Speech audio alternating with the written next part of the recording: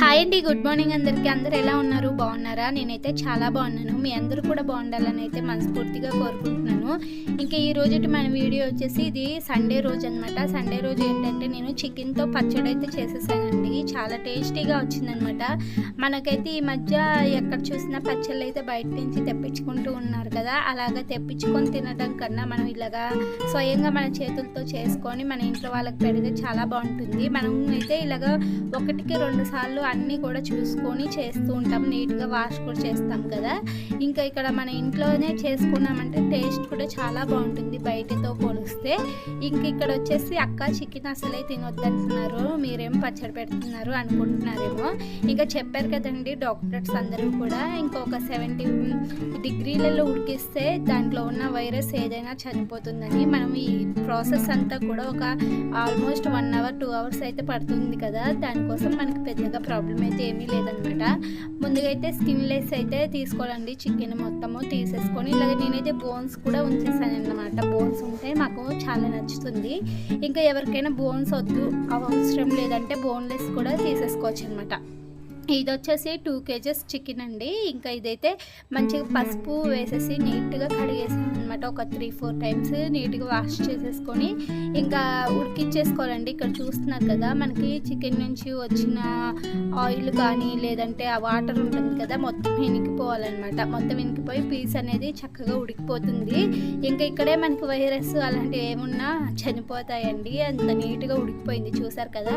ఊరికే కలపకుండా జస్ట్ అలాగా ఒక సైడ్ నుంచి కలుపుకుంటూ వెళ్ళాలండి, ఎందుకంటే పీసెస్ అనేవి ఇరిగిపోతాయి అన్నమాట.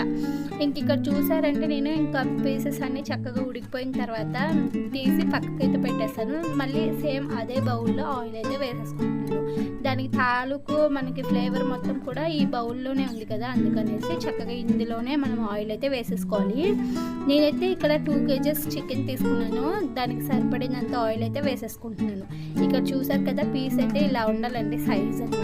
ఇంకా ఇలాగా ఆయిల్ అంతా కూడా వేడైపోయింది. ఇక్కడైతే ఈ పీసెస్ అన్ని కూడా వేసేసుకొని మంచిగా డీప్ ఫ్రై అయితే చేసేసుకోవాలి. ఇక్కడ నేను చూపించాను చూడండి, ఈ కలర్లోకి అయితే చేంజ్ అవ్వాలన్నమాట. మరీ ఎక్కువగా అయితే ఫ్రై చేసేసుకోకండి, ఎందుకంటే అలాగైతే పీస్ అనేది గట్టిగా ఉంటుందన్నమాట. తినడానికి టేస్ట్ అసలు అర్థం కాదు. ఇలాగ మంచిగా ఫ్రై అయిన పీసెస్ అన్నిటిని కూడా ఒక బౌల్లోకి అయితే తీసేసుకొని పక్కకైతే పెట్టేసుకుంటున్నాను. ఇక చూసారు కదా ఇలాగ ఫ్రై అయిపోవాలి, మనకి గోల్డెన్ బ్రౌన్ కలర్లోకి వచ్చేసేయాలన్నమాట. ఇంకా ఈ నెక్స్ట్ అయితే ఇవి కొంతసేపు పక్కకైతే పెట్టేశాను. నెక్స్ట్ ఏం చేశానంటే ఫ్రెష్గా ఇక్కడ అల్లం వెల్లుల్లిపాయ పేస్ట్ అయితే గ్రైండ్ చేసేసుకుంటున్నానండి. ఇవైతే చాలా ఇంపార్టెంట్ అనమాట. మనం ఫ్రెష్గా వేసేసుకుంటేనే పచ్చడికి చాలా టేస్ట్ అయితే వస్తుందండి. మసాలా కూడా నేను అప్పటికప్పుడే ప్రిపేర్ చేసేస్తున్నాను. ఇక్కడ చూసారు కదా నేనైతే ముందుగా ధనియాలు అలాగే లవంగాలు దాల్చిన చెక్క యాలుకలు వేసేస్తున్నానండి. 1 by 1 అన్నీ కూడా మనము తీసుకున్న క్వాంటిటీని తగ్గట్టు వేసేసుకోవాలన్నమాట. నేనైతే ఇక్కడ 2 kgsకి ఇలాగా చూపిస్తున్నాను కదా, ఇక్కడ ఇలాగైతే వేసేసుకున్నానండి. ఎందుకంటే మనం తినే క్వాంటిటీని బట్టి అయితే వేసేసుకోవాలన్నమాట. స్పైస్ ఎక్కువగా తక్కువగా అనేది. కొన్ని మిరియాలు కూడా యాడ్ చేసేసాను, అలాగే ఇందులోకి యాలకులు కూడా యాడ్ చేసేసుకోవాలన్నమాట. ఏంటంటే ఇక్కడ మనము ఇవన్నీ స్లోగా ఫ్లేమ్లో పెట్టేసుకొని ఫ్రై చేసేసుకోవాలన్నమాట. ఎక్కడ మనకి కొంచెం ఇది కాకుండా కొంచెం జీలకర్ర కూడా యాడ్ చేసేస్తాను నేను. అలాగే ఆవాలు కూడా యాడ్ చేసేసుకోవాలండి, కొన్ని మెంతులు కూడా యాడ్ చేసేసుకోవాలన్నమాట. చూపించిన క్వాంటిటీలో అయితే వేసేసుకోండి. ఒక గుప్పెడు వేసేస్తున్నాను అనమాట. ఏంటంటే నేను పిల్లల కోసము మా ఇంట్లో అందరూ కూడా చాలా స్పైసీ అనేది చాలా తక్కువగా తింటారనమాట. నేనైతే మా ఇంట్లో క్వాంటిటీకి తగ్గట్టుగా వేసుకుంటున్నాను. కొన్ని మెంతులు కూడా వేసాను చూస్తున్నారు కదా. మెంతులు కూడా వేసేసిన తర్వాత ఫ్రెష్గా గ్రైండ్ చేసేసుకున్న అల్లం వెల్లుల్లిపాయ పేస్ట్, ఇందాక మనము డీప్ ఫ్రై చేసాం కదా ఆయిల్ చికెన్ అనేది, అదే ఆయిల్లో అయితే మనం మళ్ళీ అల్లం వెల్లుల్లిపాయ పేస్ట్ కూడా వేసేసుకొని పచ్చివాసన పోయి మంచి కలర్ అనేది చేంజ్ అయిపోతుంది. ఇక్కడ చూపిస్తున్నాయి కదా ఈ కలర్లోకి వచ్చేంత వరకు అయితే ఫ్రై చేసేసుకోండి. ఈ అల్లం వెల్లుల్లిపాయ ఫ్రై చేయడంలోనే ఉంటుందన్నమాట టేస్ట్ మొత్తం కూడా. ఇది మంచిగా ఫ్రై అయ్యిందంటే మనకి మంచి స్మెల్తో చాలా మంచిగా వస్తుందన్నమాట పచ్చడి అనేది. నెక్స్ట్ మనం ఫ్రై చేసేసుకున్న పీసెస్ని కూడా వేసేసుకోవాలి. చికెన్ పీసెస్ని అల్లం వెల్లుల్లిపాయ పేస్ట్లో వేసేసుకొని ఇవి ఒక్కసారికి మంచిగా కలిపేసుకోవాలి అనమాట. నెక్స్ట్ మనమైతే ఇక్కడ ఇంకా మన టేస్ట్కి తగ్గట్టు కారము అలాగే ముందుగానే మనం గ్రైండ్ చేసేసుకున్నాం కదా మసాలాని కూడా వేసేసుకోవాలన్నమాట. ఇక ఇక్కడైతే నేను తీసుకున్న క్వాంటిటీని తగ్గట్టు ఒకసారి ఇలాగ కలిపేసుకొని మన టేస్ట్కి తగ్గట్టు కలుపుకుంటూ వేసుకోవాలండి. ఏంటంటే ఇక్కడ పసుపు కూడా యాడ్ చేశాను అనమాట. నేను ఆల్రెడీ మనము కడిగేటప్పుడు కూడా పసుపు యాడ్ చేశాను. ఇక్కడ కూడా పసుపు అయితే కొంచెం యాడ్ చేశాను అనమాట. కారం కూడా వేసేసుకుంటున్నాను. ఇక్కడ నేనైతే క్వాంటిటీ పెద్దగా పట్టించుకోనండి, ఎందుకంటే నాకు మా ఇంట్లో వాళ్ళు ఎలా తింటారు ఏంటి అనేది నాకు ఒక ఐడియా ఉంటుంది కదా, దానికి బట్టి నేనైతే వేసేస్తూ ఉంటాను అనమాట.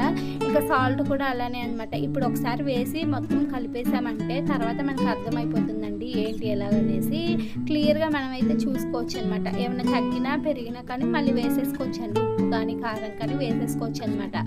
ఇంకా ఇక్కడ చూస్తున్నారు కదా, చక్కగా ఇవన్నీ కలిసిపోయేలా కలిపేసాను. చూసారు కదా, చాలా చక్కగా అయితే వచ్చేసిందండి ఫ్రై అయితే, చికెన్ పచ్చడి అయితే. ఇంకా ఇక్కడైతే చూస్తున్నారు కదా, పచ్చడి రెడీ అయిపోయింది. ఒక 10 నిమిషాలు అయితే అలాగ పక్కకైతే పెట్టేసాను చల్లగా అయిపోయిన తర్వాత.